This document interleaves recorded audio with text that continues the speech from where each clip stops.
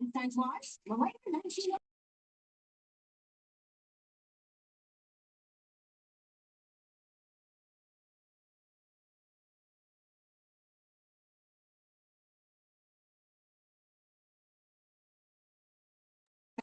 with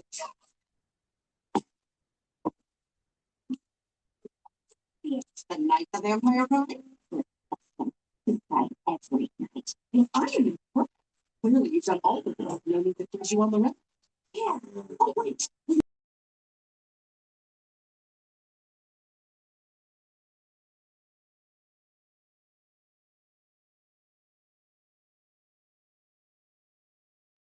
Hello, good evening.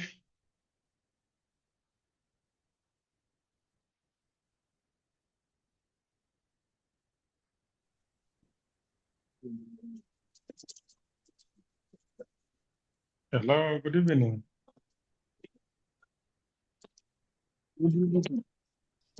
Good evening. Thank you for that feedback. That indicates that you are able to hear me. Just to confirm from you, is there any background noise on my end?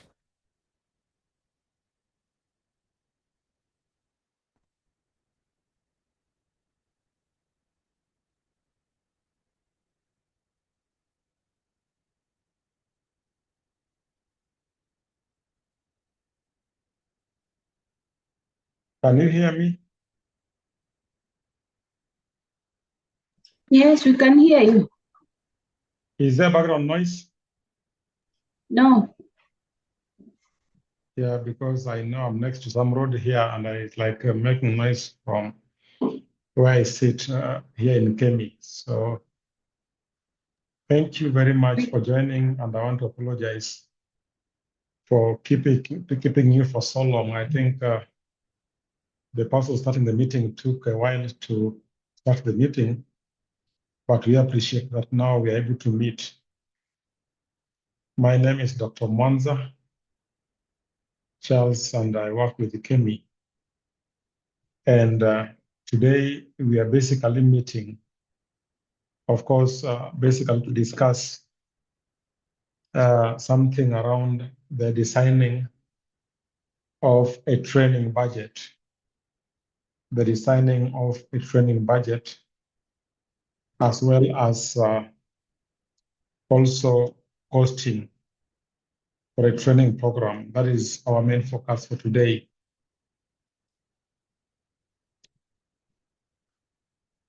So I know that you've met my colleagues previously on various topics. And of course, one of the topics that I was meant to handle was the topic that dealt with the designing of a TNA, which of course Mr. Ngate took us through it very clearly. And of course, that is what we do a lot of times here in Kemi, even as we conduct our research activities and also carry out our training, because our trainings are basically informed by research, which includes the research where we conduct training needs assessment, so that we are able to clearly design programs that responds to the needs of the clients that we serve. So today, in our topic of designing a training budget, as well as designing of, the costing for a training, we are meant to take you through this with my colleague, Dr. Barkwang. I don't know whether he's in so that he can say hi. Dr. Barkwang, are you there? Yes, I'm there, Prof. Thank you. Okay. Thank you. Hi.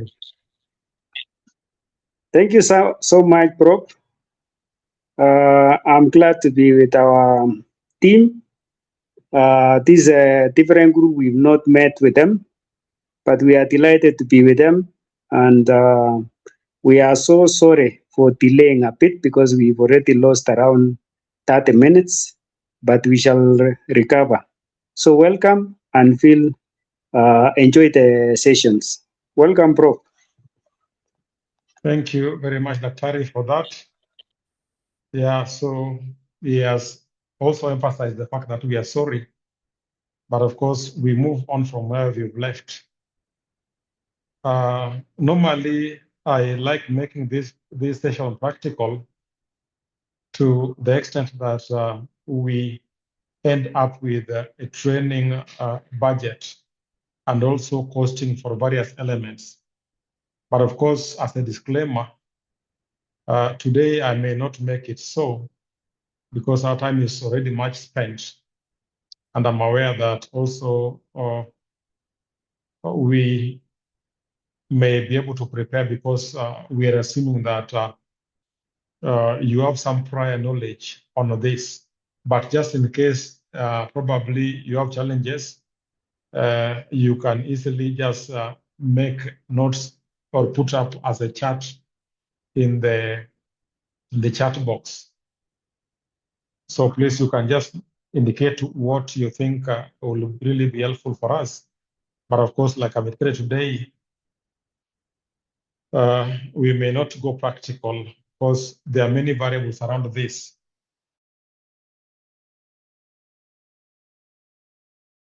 So having colleagues, I think I've indicated that the first topic must have dealt with the introduction of TNA. Of course, we began with the topic called maybe induction, where my colleagues took you very much on that. And now we are looking at the designing a budget and costing for a training program. Because what we are having currently probably is one of the training programs that we could be talking about. When we talk about a training program, what comes into my mind from where I sit now, I'm basically thinking about some kind of training, some kind of maybe the passage of knowledge, something like that. The passing of knowledge, that is what we are talking about here. We are talking about a planned and maybe a structured and systematic set of maybe learning activities that are designed with the aim of developing some specific skills, some specific attitudes, some specific maybe competencies, of course, in the area of the competency-based education. But I'm cognizant that we come from different fields. So we are talking about you planning something that is structured, that is systematic. And of course, it involves various learning activities. And the main aim is that you pass knowledge, you ensure that skills are gained, the KSA, knowledge, skills, and attitudes, and even the competencies. And we're looking at various kinds of maybe clients you're looking at here. That is a targeted group of clients with a clearly defined objectives. So as you carry out this planned activity, it is important that as a TOT, as a trainer, you come up with a budget and costing for the various elements of that training. So by the end of this unit, therefore, as a participant in this course, we should be able to demonstrate that we really understand what a budget is and what a budget consists of. And at the same time, also be able to appreciate why organizations, why individuals who are involved in the training work needs to prepare a budget and also be able to come up with mechanisms for controlling the costs of the training so that you don't have too much costs spent, of course, depending on the objectives why your institution exists. And finally, what are some of the factors that we need to consider even as we prepare a budget? And of course, I've indicated earlier that given time, probably I would have been able to prepare it here so that you can see how best we can do this. So as I go through this, probably I'm looking at having interactive presentation. Therefore, I expect you probably to support me in terms of giving feedback on how I am progressing through the chat box, because we may not be able probably to give all of us chance to probably maybe contribute orally to this conversation that we are doing here. So what I'm saying is that in any organization, in any institution, probably there is always a capacity gap that maybe needs to be filled. And that is the essence of conducting what we call the training needs assessment. And it is important that as we plan for training sessions in our institutions, as we plan to carry out training elsewhere, our main focus should be looking at how do we budget for it. Will we be able to really deliver this? And of course, one of the elements of for a successful delivery of any session is basically the cost element. That is, how much will this training probably cost us to ensure that the training becomes effective? How much will it cost us?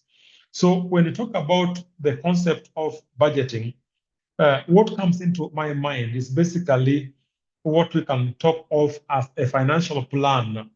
And of course, we are looking at a plan that basically estimates how much revenue and how much expenses you will incur, of course, with specific reference to the implementation of a training program within a specified period of time. So we're looking at a financial plan is a plan of how you intend to raise money and also to spend that money to ensure that you carry out a training in a way that is going to be affordable by your institution. Allow me that affordable. So here we are looking at making a budget. And of course, all of us are familiar with the concept of budgets, because in our daily lives, we budget. Of course, very few of us maybe budget by writing down. We even budget in our mind. When you go to the supermarket, for example, you look at how much money and you begin budgeting in your head, in your brain. So that is basically a budget. So we are saying that a budget can be made for a person, for a group of people, or for a business, or maybe government, or just anything else that makes and spends money.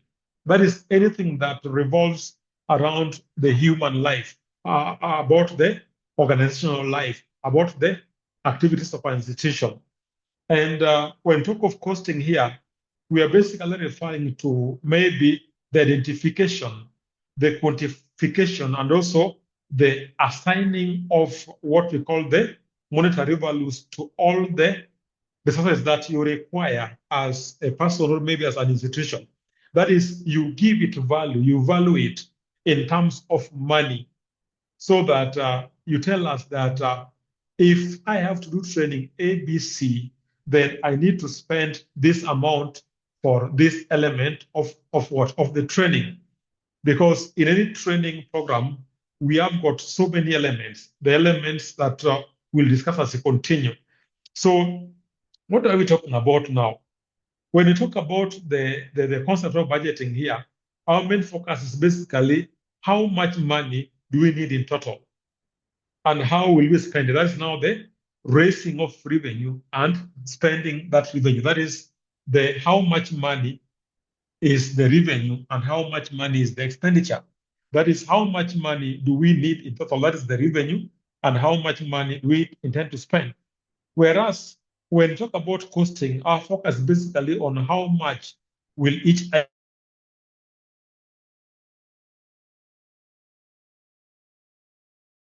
cost us. How much will each item element of what you call what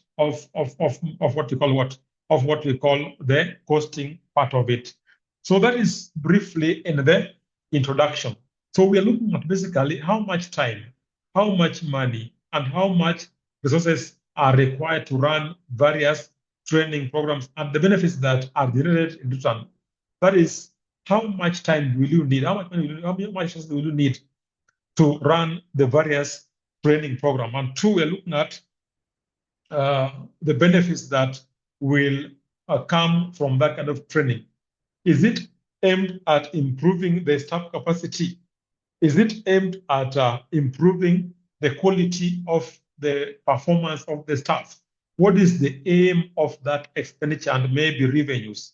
I hope you can hear me very well, but of course, there's no chat, nothing in the chat. And so allow me continue. We're looking at the fact that sound budgeting and control, of course, are very fundamental what? Duties of a training manager, that as you go to train, you need to be cognizant of how much you need to raise and how much you need to spend. And number two, how can you control it so that you don't have what you call the cost overruns, the cost becoming higher than what you are able to raise. So we are saying that every training course must have a cost implication, but may vary given the type and the nature of the training, the type and the nature of the organization, the type and the nature of the activities and mandates of the various institutions. So what we are saying is that as you participate in this course here, we are saying that budgeting really matters for you. And so is the element of costing. They matter to you because one of the things is that it ensures that there is financial accountability, transparency, and even what efficiency. That is looking at how efficient are you able to do what to achieve the goals of your institution.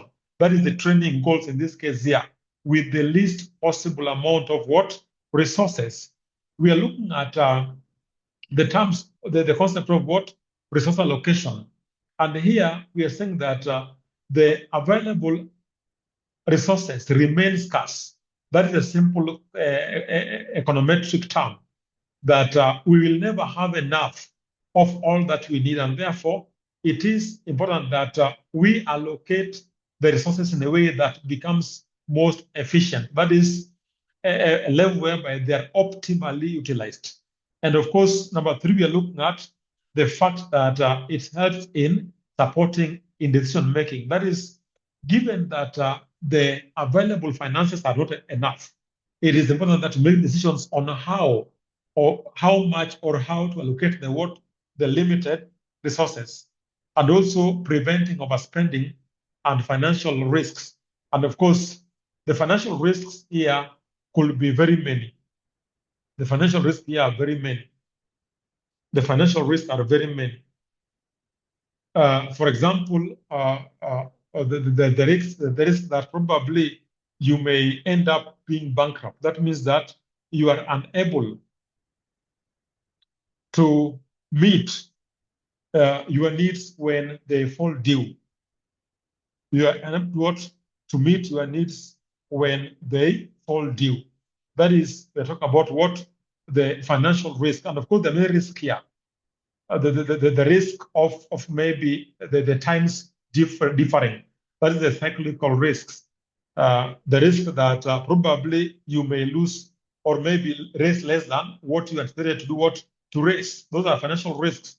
So we are talking about the fact that it helps in anticipating expenses and therefore enabling you as a training manager to avoid some kind of possible maybe unexpected shortages that may arise that may compromise the quality of the training that you intended to offer.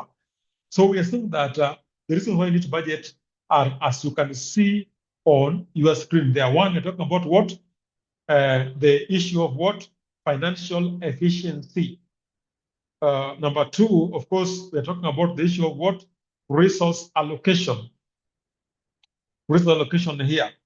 And number three, we're talking about supporting in decision making. We're talking about the supporting in decision makers, whereby in this case here, we are looking at a trainer or a TUT who is able to make informed choices that is based on the number of days any training can be conducted, is looking at the modalities and even the number of participants that you can involve, and even the medium the mode of training that you can be able to employ depending on how much money you are able to raise and how much money you intend to spend. So we're saying that a budget basically focuses on one is the estimate, the financial plan that basically shows how much we can raise and how the amount raised shall be spent. And then talk about the what enhancing or preventing overspending, and also the cost overruns here. And I've said that it helps us in doing what anticipating expense, and that is why we are talking about the issue of what monitoring and evaluation, whereby you can compare what was actually planned for and what is actually spent, so that you assess how efficient the money has been spent, so that in the future training programs, you will be able to achieve your goals. With that, then I think I've spoken for a while, and I'll want to hear if you can hear me or you can't hear me through the chat box so that we can continue to the next slide. Please, I want to see if you can respond.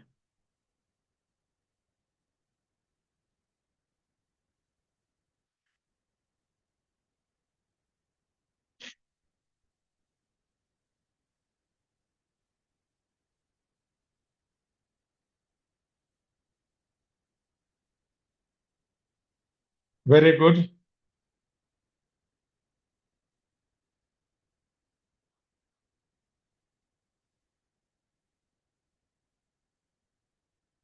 Any other? I've seen only one. 3 now, that's okay. Very good. That's really encouraging so far. We are getting loud and clear. Thank you, Martina Sege. George Okech, thank you very much. I talk about Nicholas. Go ahead. Everything is in order. Thank you very much. I think that's fair enough. And so we can then continue from that point. And so we look at what we call what we call now the components of a budget, or what we call the key cost categories. Key cost categories. And of course, one thing that you can see from from my screen is that when we talk about the components of a budget, of course, these are basically components that are in one way or the other way interrelated, and therefore they basically represent all the resources that you require so that you can conduct or deliver any training program. And of course, when you come to know these components here, then you'll be able, as a TOT, to be able to design a training program or a training budget that will meet the minimum threshold. That is one that is accountable, one that is what realistic, one that is within your ability to meet. So some of the components that you're talking about here, of course, we can classify them either into 4 groups. And of course, the 4 groups here that we're talking about here, it can vary from place to place. So we have got the four categories of the costing elements. And of course, one, we are looking at what we call the direct costs. The direct costs. I think what comes into my mind is that when talk of the direct ones, I think in finance we call them the costs that you can trace that are directly related to the output. They are costs that you can directly do what relate to the achievement of the learning outcomes that you are aiming to do what to achieve. You can directly do what link them to the training program that you're looking at here. So in this case here, we are talking about number 1 is the trainer's fee, because there are those cases whereby you may need to basically get an external trainer, somebody that will come in maybe as a consultant, as a trainer, maybe that will train on behalf of your institution here. So the direct costs here are costs that we are talking about here help you achieve the objective. That is the cost that can be clearly and maybe directly be what attributed to the delivery of a given training program. And here we are saying that in the case that no training takes place, then this cost will not be incurred. They are only incurred when the training actually takes place. And for example, we talk about what the trainer's fee, the fees paid to the trainer in terms of maybe the consultancy fees, the facilitation fees. It may differ from institution to institution depending on how you can classify them. We are talking about the training for the lead facilitator, the lead trainer, the charges for the co-trainers, or maybe the maybe facilitators. We are talking about the cost of maybe moderators and even other staff that are directly involved in the training process. Those are called the trainer's fee. Those are in terms of the fee that are paid to the trainers. Two, we are talking about the cost that relates to the maybe preparation of the training, training materials. The cost that relates to the training, that is now the manuals, the book, the books, workbooks, the handouts. Those are called direct costs, because that is where information really exists. The cost for hiring the venue rentals, that is one of the direct costs. And then we have got the travel and accommodation for the staff that are involved in in the delivery of the training program. Those are called the direct costs. Then we have got those who are not directly involved in the training, but of course they support to ensure that the training indeed does what takes place. And here we are looking at number one is the administrative expense. That is the expense that relates to the admin work in any institution. They may not be involved in training, but then without them, then still the training may not take place because they support the training very closely. The marketing and publicity costs, the overhead, because that's now the cost of maybe utilities, internet, and software. Those are called the indirect, because that is now the cost that may not be directly attributable to the final output or the delivery of the training, but of course helps in supporting the training program so that it can take place. So these are costs that will benefit the program, but are shared across multiple projects within the trainers.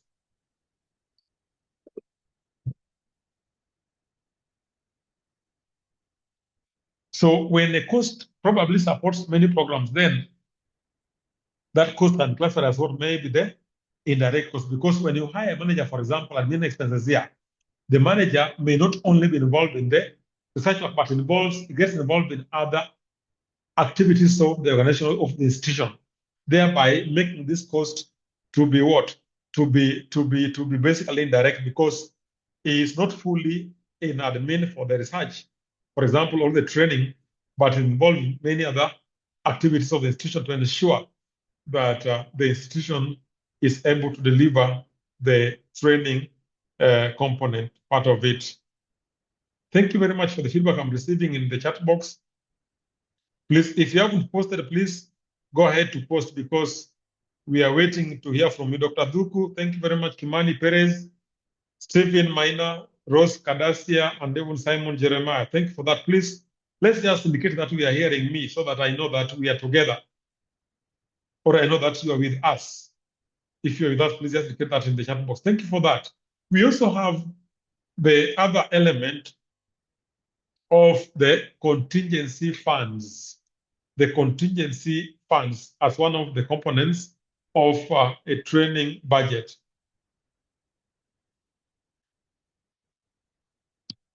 The contingency element.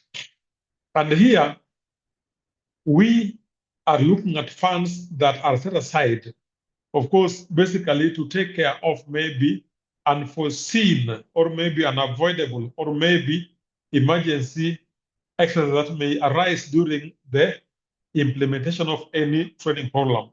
So that it is not basically the fact that you have planned poorly, but of course, because there is always some level of uncertainty in life, uncertainty in training planning.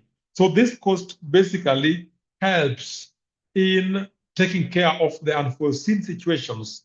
And this may include, but not limited to, maybe things like maybe the price fluctuations or maybe inflationary pressures, the pressures that may arise as a result of the general increase in the price levels in the country. In that case, you have got a contingency measure, that is to take care of the unforeseen expenses. We are talking about maybe emergency accommodation and maybe transport. That is, there are those cases whereby maybe the planned means of transport may be asphalt, may be challenged, and therefore you need to bring in a new vehicle. This may mean you incur more expenditures. We are talking about the cost of maybe adding more materials. For example, you are anticipating 10 trainees, but they have turned up 20 people. What do you do here? You must have a contingency plan, contingency measure on how to take care of the additional costs.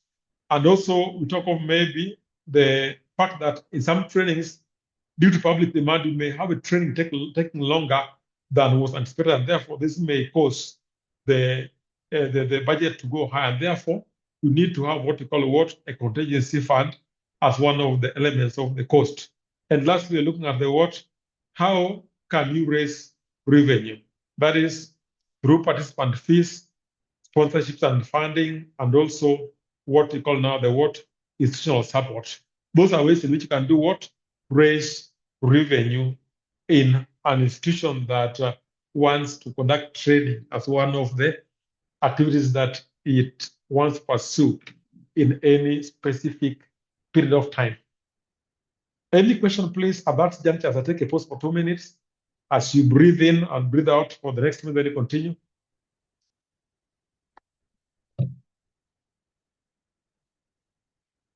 Thank you for the feedback.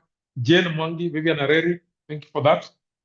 Any question, please put in the chat box, please, as we continue in the next 2 minutes.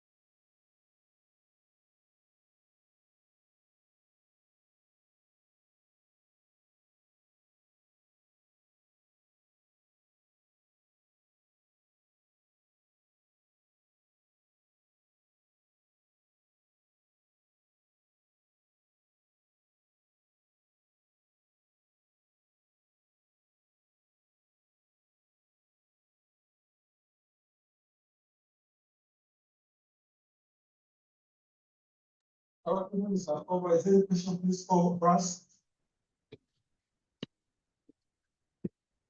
Someone can speak, please. Any question, please, for us? I can see a few comments here.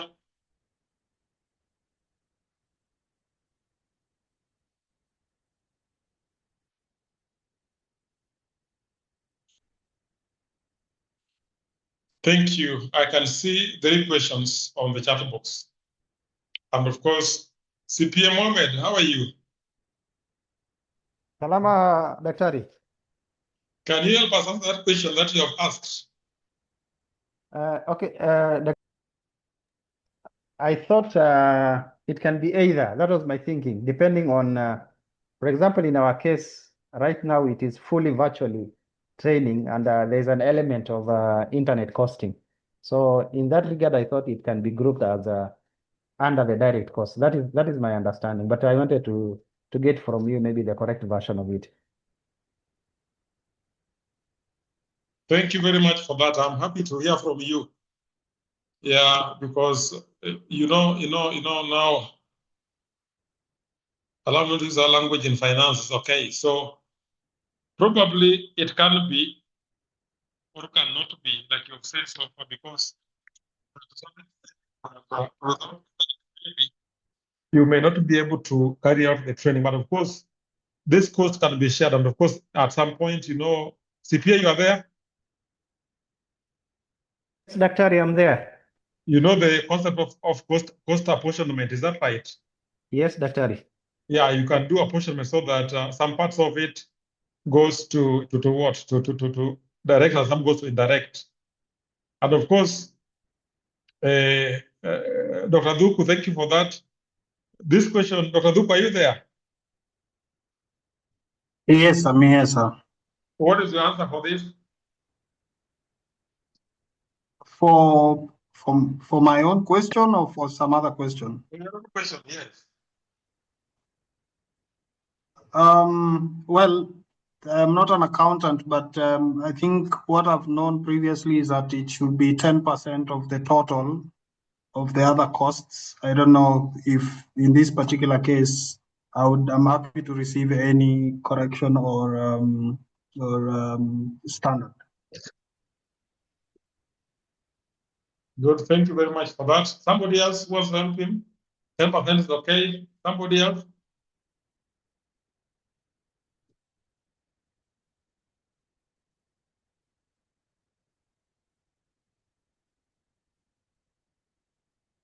Yeah, of course, I agree with you, Dr. Duke, but of course, our focus should be that this cost does not go beyond 10%. That is one thing that we can agree on here. But nevertheless, is that even 10% is very high. It can go lower. Of course, the main determinant here is the level of risk that the training program is what associated with. Because there are those organizations, there are those trainings that are very risky, that probably the cost of delivering them may be so high. And therefore, in such cases, for example, there must be a bigger budget allocated to contingency. Like when as Kemi, we do training, by the way, for those who may not know, we conduct training, research, and consultancy. So we go across the many counties in this country. So in some counties, for example, you compare, last week we were in Migori. Migori is fairly vast. And then we are going somewhere in West Pokot soon. If you look at Migori, for example, when you are on the side of Migori town, the distance are not very far. They are about maximum 40 minutes away from the CPD of Migori town. When you go to West Pokot, for example, a place like Kabich Beach, a place like, for example, Weiwei, like, for example, is it called Chaka or Chuka, around there, whatever. So many places, they are very far. And of course, probably with poor network, poor roads, for example. So therefore, in this kind of case, you are exposed to many risks. Risk of vehicles having breakdown, risk of maybe losing internet or losing electricity, and therefore need to get backup generator. So these are costs that are fairly are places that may have a higher contingency budget. But of course, as standard practice place, let it not go beyond 10%. But most organizations even go up to even 0% because of the level of risk that they are exposed to as an institution. But a good percentage should be approximately 5%. 10% should be the higher side, where the business environment or the training environment is fairly stable. And of course, the training is not taking only duration now. In that case, the contingency budget may be lower than a place where you talk about a high risk, high severity, and even a place whereby the number of participants could be very high. Like when you go to train, for example, I'll talk about now, we go to West Pokot. In West Pokot, when you go there, for example, you may have one training venue with fewer participants compared to Migori, where in one station we have got 235 staff, trainees. And in that kind of case, therefore, we need to even have the cost of microphone, so that you can reach out to everyone. So this may also make the cost go high. So it depends on many variables, but of course, it varies from institution to institution. Some institutions are pegged at some level, but some probably it depends on the existing conditions on the ground. So we are talking about the unforeseen expenses.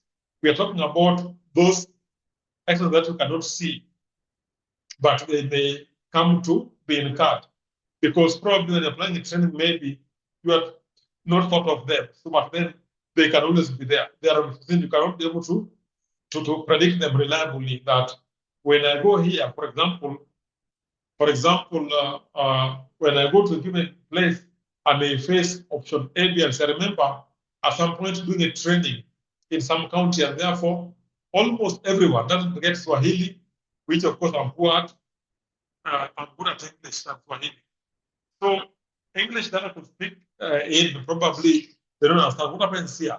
We have to get what we call an interpreter. That's the course that I've never thought that I'll be able to incur what the interpretation course. So you get someone to interpret for you the language from the national language to the local dialect, so that we are able to communicate. But of course, the challenge is that as you do this as well, you know, they speak what the members want to hear. Sometimes you may not be able to become very effective. We're talking about those unforeseen. And as I go to train in maybe a given place, I can train in place A, B, C, D.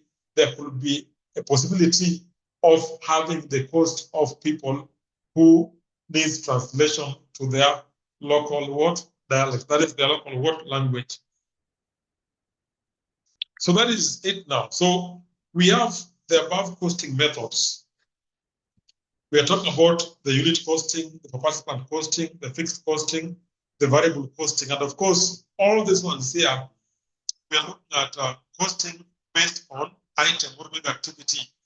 Like when you want to carry out training, there could be activities that you need to carry out. So the first thing is do what? Identify the activities and then do what? Allocate costs depending on each of the activities and maybe the items that you have in place.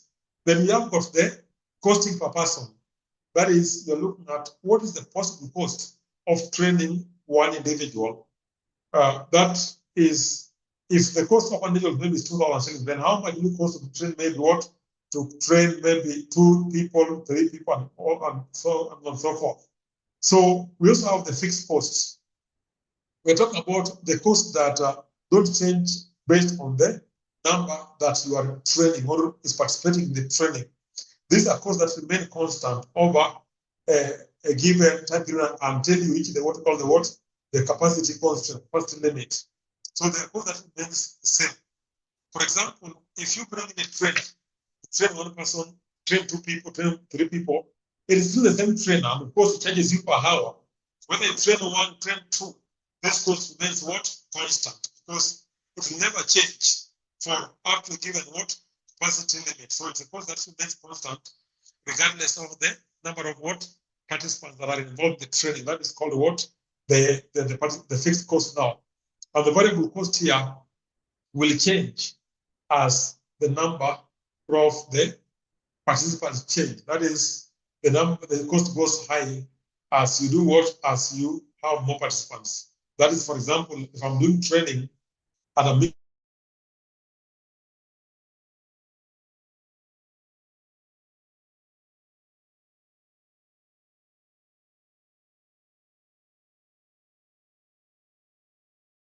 then the more I have, the more I'll pay. I hope I'm very clear and they're moving on very well. So variable cost remains constant. And of course, they don't change based on the number of people participating in the training. But, sorry, variable cost change with the number. That is, as the number goes up, you spend more. Fixed cost remains constant. So it means therefore that you train one more person, there's what they call the cost of training one additional person. That will be what they call the variable cost.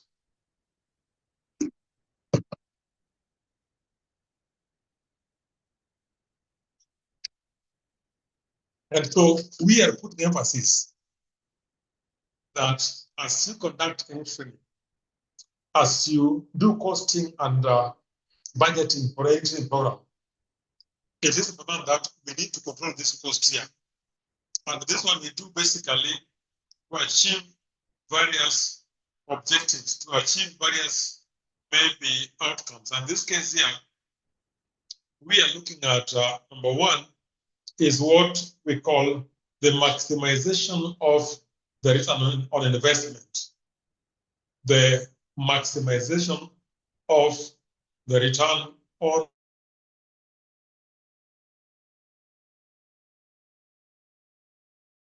investment. The maximization of the return on investment.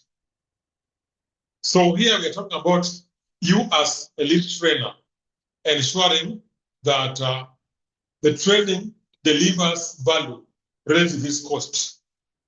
The training delivers value based on its costs. So we are looking at the fact that you want to maximize the return on investment. That is, the amount you have invested brings you back higher returns. Because, like you're aware, we say mostly that one is that we need to do what? To make profit, baby, to get return out of it. Because the purpose of any kind of training, of any kind of maybe business, is to get returns. Because shareholders may not just do what to get returns for their investments. So you're looking at how can I deliver the training that is at the least possible price so that I can get the maximum possible return. So that is the first one. Number two, we are looking at preventing budget overruns. We control costs, so it doesn't go so high so that we can prevent budget overruns here. And we're saying here that cost control basically ensures that the actual expenditures does not exceed the approved budget. Otherwise, if that occurs, then it is likely that you'll experience what we call the financial shortfall, and even what we call disruptions in terms of the trade. So we're talking about avoiding unexpected financial shortfalls, avoiding a scenario or a situation whereby we are talking about the actual expenditure basically exceeds the approved budget. That means that, in other words, you're living beyond your means, which of course should be our aim that we meet our needs. Number three, we're talking about what? Ensuring that there is cost efficiency. Ensuring that there is cost efficiency. And of course, when you talk about efficiency, you're aware that our main focus on efficiency is basically what we're talking about, what? The making the best use of the available resources, making the best use of the available resources. That means that you are basically trying to avoid, or where possible, maybe eliminate and even minimize wastage and maybe unnecessary expenses. So we're saying that this will basically focus on ensuring that funds are spent only in activities that do what add value to their training and maybe delivery of the training content. And then we talk about what? Sustainability. And there we talk about the fact that an organization is able to control costs so that it is able to do what? To scale up its trainings without financial constraints. So we're saying that we need to ensure that the organization remains very sustainable, and the fact that the training is taken to the next level. So those are some of the possible importance of controlling training costs. And of course, there are many variables, including what? The facilitation of monitoring and evaluation, so that you monitor and evaluate based on the existing situations within an organization. Please, a break and maybe a question for me. A question for me again.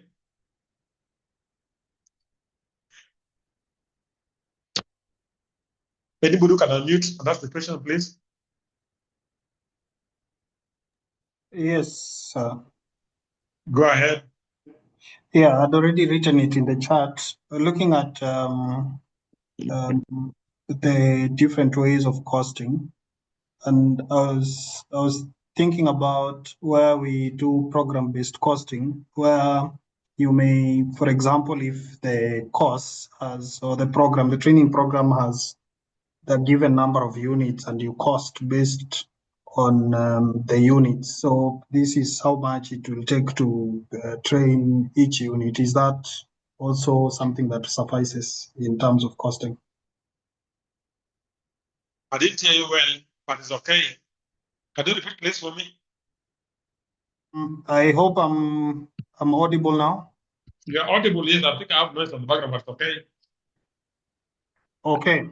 I'm saying, I was asking about program-based costing in the methods of costing or the ways of costing training program, where you consider the specific units that you're going to deliver, and then you cost each unit separately, so that the cost is based on how much it costs to deliver a particular unit of the program.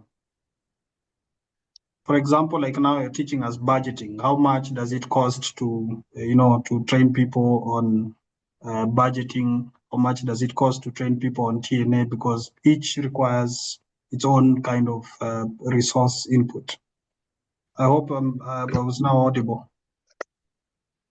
Yeah, it remain audible anyway throughout, but of course my issues on my background is okay.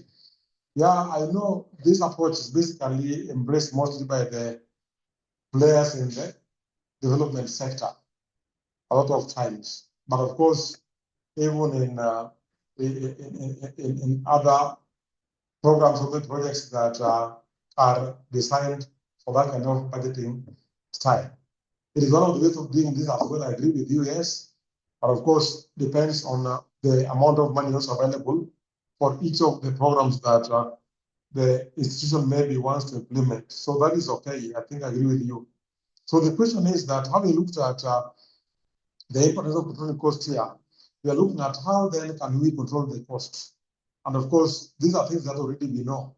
But of course, I may just mention them briefly because we are looking at the possibility of using methods that are cost effective.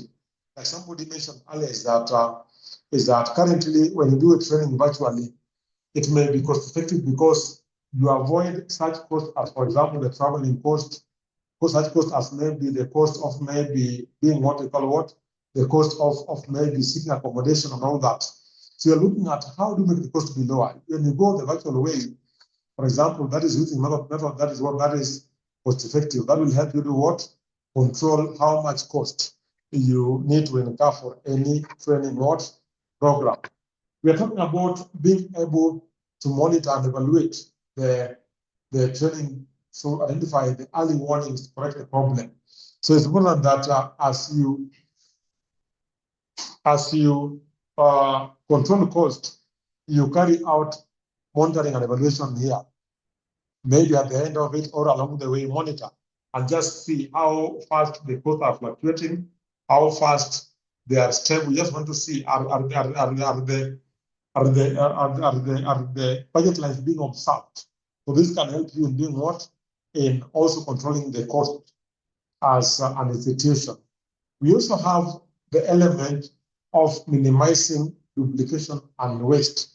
I think this is very common among many institutions whereby you duplicate even functions so that there are those trainings that are conducted by the same institution. But of course, they are all aimed at achieving the same goal. So eventually, when you minimize or avoid duplication and waste, then that can help you control the cost so that we avoid the issue of what? Of cost overruns and maybe not being able to do what meet your needs. Then reviewing the TNA is a way. No, the TNA basically tells us what are the needs, actual needs of the institution. And therefore, with those needs with you, then it's possible that now you are able to basically focus on what matters. And what matters will basically help you in doing what? In ensuring that you target your training based on the needs of the institution rather than just offering training without focusing on the actually identified what needs. And then talk about investment right training for the right people and getting returns. And lastly, budgeting for your training. You mentioned this before that budgeting is one of the control measures, the control tools that ensure that the institution basically achieve its objectives. So it's a tool that you can easily use. as an institution.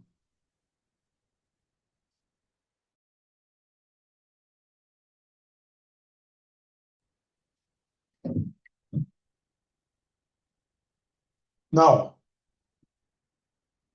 as you carry out budgeting, it is important that you also consider some factors in relation to what we call the preparation of the budget.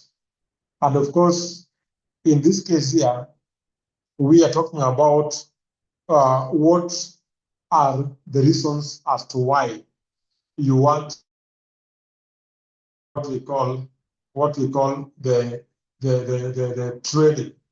So we're talking about aligning the cost with the expected what outcomes, aligning the cost with the expected outcomes. So we are looking at what are the costs that you need to incur in terms of the goal that you want to achieve. So we are looking at what are the costs that will align best with the expected outcomes. That's number one. Number two, we're looking at the target audience. Target audience. That is, what are the needs of your various target audience now? What are their needs? What do they need at the end of the day? That is what we are focusing on here. So we're looking at, you look at are their needs maybe complex? Are their needs basically simple so that you are able to use this to ensure that you carry out the training? We are talking about the mode of delivery. And here, basically, what comes into my mind is whether it is in person, whether it is online, whether it is hybrid, because maybe what you call the field visits.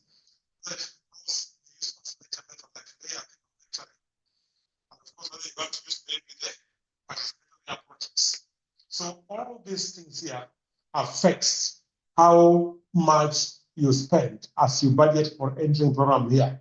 We're saying that when it is in person, there's some elements, of course, that must be involved because people must eat. And it's online, you will not be able to feed online, and therefore that may mean that you remove the element of maybe meals. They talk about the duration of the training. How long will the training take? How long take? Is this short term? Is it long term? What is the timing? Is it during the off peak or during the peak hours? So we're saying that the cost may vary in a very big way, depending on when the training or how long the training maybe takes place.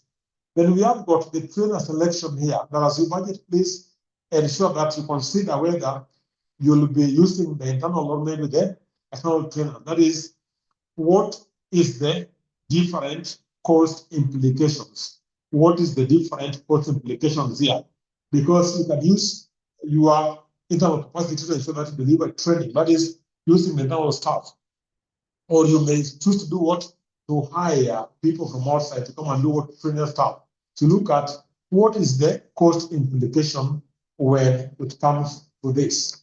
So we look at, do you want to use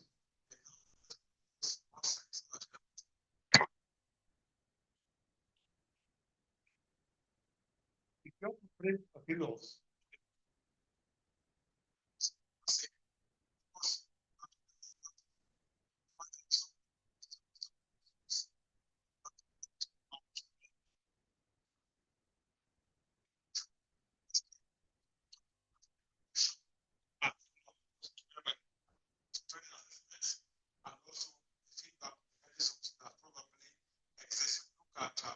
How will you be able to do what?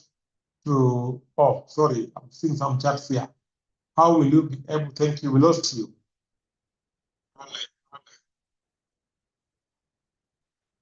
Can you hear me now?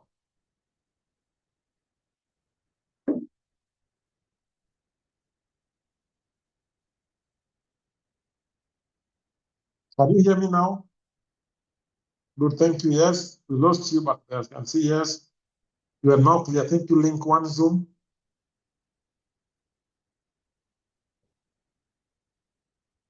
Thank you very much. I can see Gideon. Thank you for that.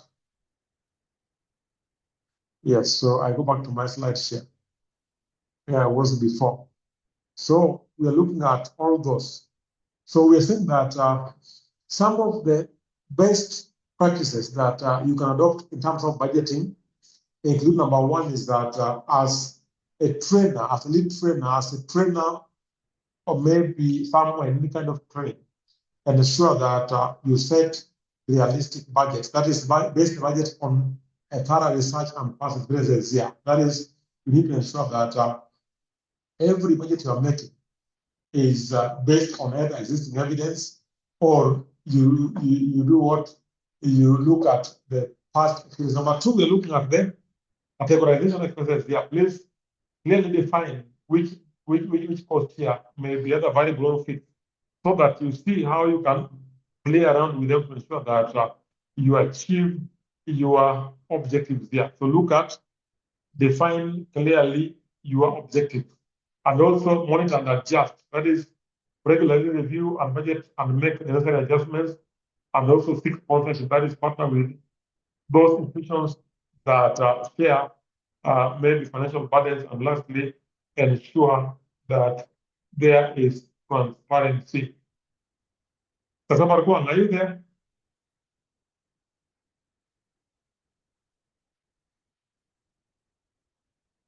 Sasa Markwan, are you there?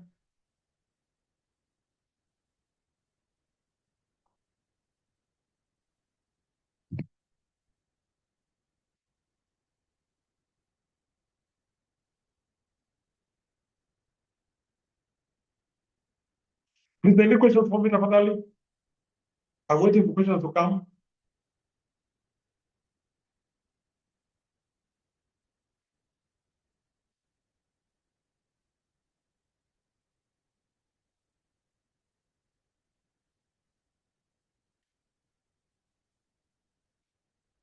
So, in other words, please take your time.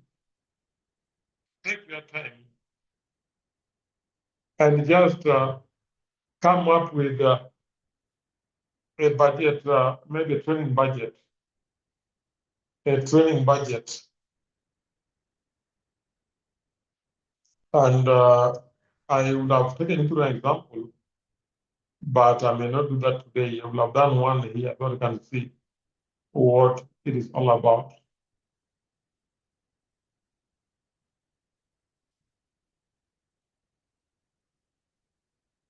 So please take your time, go through that, come up with the budget. Of course, like I said earlier, you look at how do you intend to raise money, for example. And I wanted to give an example here, but it's not coming clearly. So that you know how do you want to raise revenue. Number one is through institutional support. Number two is through maybe the fees charged on the participants. And then you go to how then can I do or spend this money here. You also show that as well. That is example budget. That will help you to come up with one that can serve you.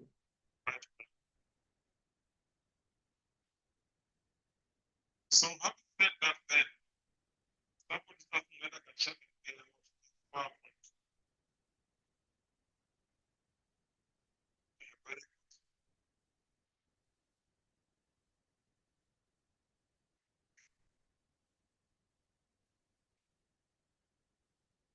So I'm again back there.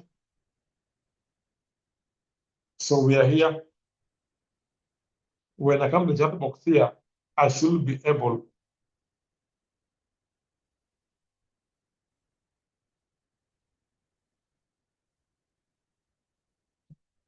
allow me just share it so I can have somebody else ask for it, and that should make it easier for me.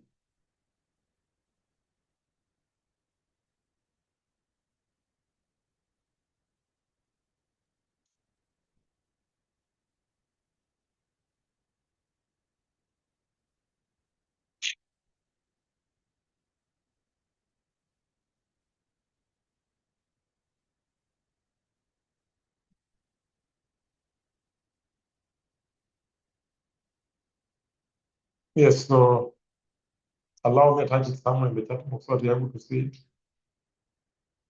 Yeah.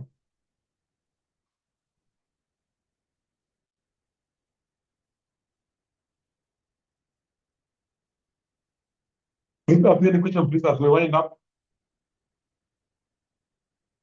So defining.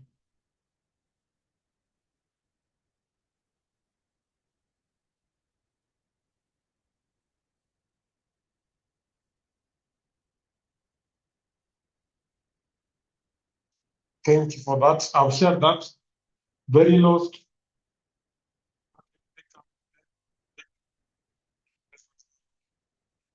So please go ahead and ask me questions so that I'm able to answer you. Otherwise, I'll not be able to know what questions we have soon as we continue. So we share the screen. I'm here, and the slideshow is here. So we look at that. So we have that as the best practices.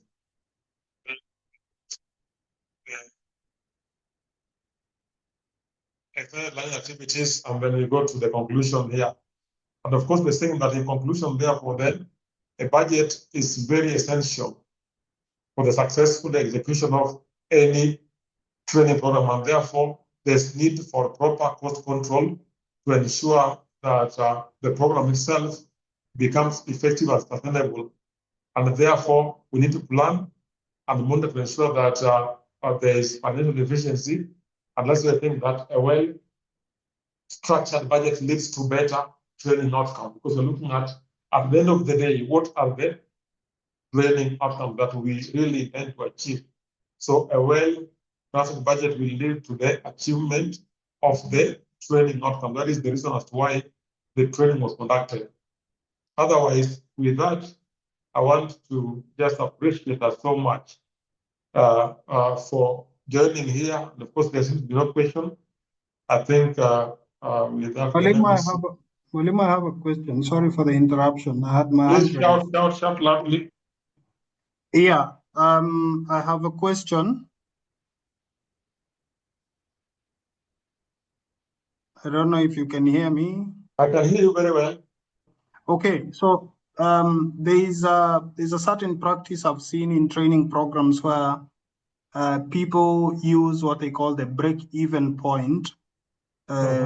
They work with the break-even point where they say, for example, this is how much it would cost us to deliver the training. But then they will look at the break-even point where, for example, you need this number of people to pay you this much so that you can be able to sustain the program. So in this particular case, and when we think about sustainability as a factor of the program, if in case you don't reach that break-even point, what do you do? Do you collapse the program, or what do you change the costings of the program? Thank you.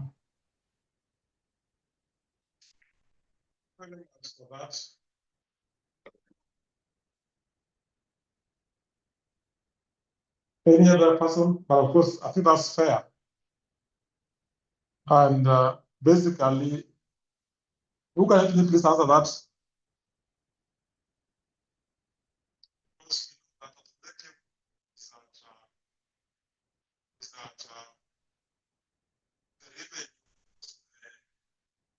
And therefore there's no profits. So this I can say in summary that this depends on various reasons for the training, because some training as a source of what? A source of income for them, a source of profit for them. Whereas others may just do it for the sake of doing it, or maybe for the sake of meeting the goals of the institution. So it depends on the kind of institution you're dealing with. But of course, naturally, is that if you're in business, is that you can't be in business to make losses. And therefore, in such a scenario, if you are in business, then an option is maybe to close the program. But of course, in some institutions like now, Kemi, Kemi is an agency of the government, and therefore we conduct training, we conduct research, and maybe consultancy in the education sector. So, checking. We also have a duty to do what? To deliver training in the country. And therefore, sometimes we need to do what? Mobilize money from other areas or maybe other bodies and enable us carry out the training. But there are cases whereby, for example, if the training must meet its cost, the cost can be very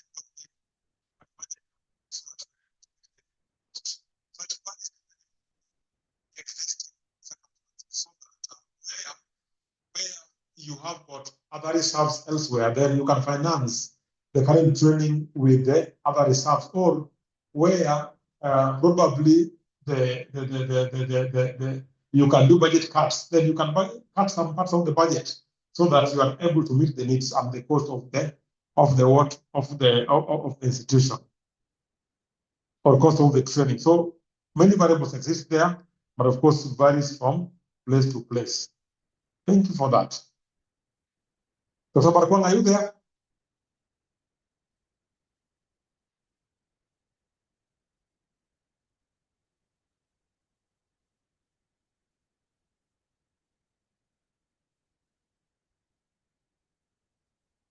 Yeah, so I can believe that there are no more questions, and therefore I think at this juncture then, allow me tell you about Kemi briefly so that you can participate in this. One of the things that I stand for in Kemi is the research and consultancy division. That is where I am the director there, and of course our focus is to ensure that our decisions here are evidence-based.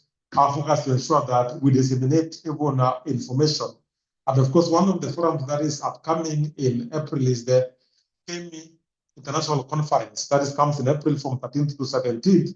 But I'm also the chair of that conference, and therefore, because I may not meet you again, please, I'm inviting all of us to participate in this so that we can be part of the Kemi International Conference coming up in April. Of course, we'll be having a pre-conference in March, on March 13th, online, but the conference will be both virtual and also in person. So please, you can subscribe to this either by visiting our website to see what is on offer. Probably you have a paper to submit. Please just share notes with me, compare notes with me, so that we are able to agree on the analysis of my involvement in this, so that we are able to work together. So please subscribe to the Kemi International Conference coming up in April. Subscribe to even the Kemi WhatsApp. Sorry, it's called what is called the social media, maybe platform, so that we can work together in this. Rebecca, thank you for that. But I've given my number. Please, you can chat me just in case you have interest in the conference. But of course, as Kemi, our main focus is what we call the education, leadership, and management. If you check the LinkedIn handle today on Facebook, you'll be able to see that today we had a guest from Nakosti, and Kemi is becoming a recognized research institution in Kenya, so that we can play in the league of other international maybe institutions across the country. Please just subscribe. My number is there with you. So just see how you can reach out to me, WhatsApp where possible. That is my name, just for your information, please. Thank you very much. See you next time. In the next 5 minutes, we shall close the group. Please, any questions for me? I'm open, but be able to reach out to me through a chat, through a call, so that we can chat the way forward towards the conference. And of course, even tomorrow, we are holding a conference that is Pan-African conference in Safari Park. Also, you can follow maybe the discussion tomorrow, so that we can see the status of the country and Africa as a whole. Let's reach out and we can support each other even as we advance research in Kenya and even beyond. God bless us all. Please have a good evening. See you next time when we can see each other. But of course, as we continue, I want to wish us all the best and hope that you will all be able to complete this course and be satisfied as a TOT. Thank you very much and a blessed evening. Please, my number is in the WhatsApp in the chat box. Just reach out through a chat and then we can pick up from there. Thank you very much. So Dr. Mwanza is my name. serving as the Deputy Director in charge of Consultancy and Research Division in Kenya. Thank you, and thank you. Thank you. Good evening and a good night.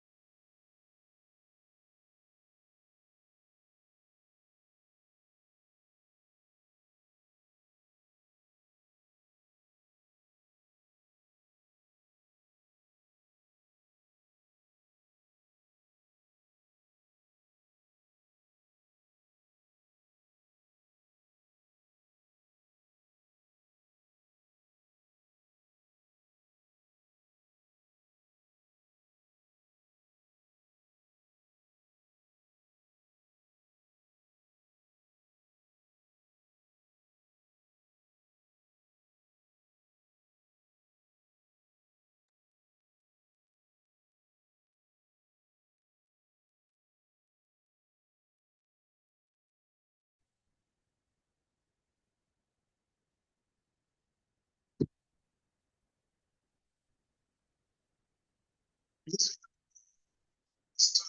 7:15.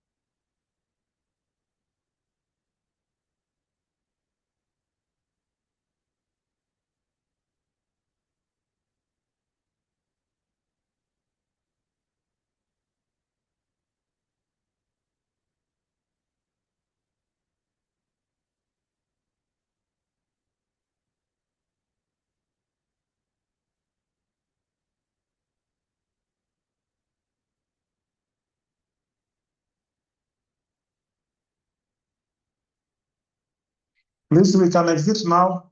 I want to end the lesson, please.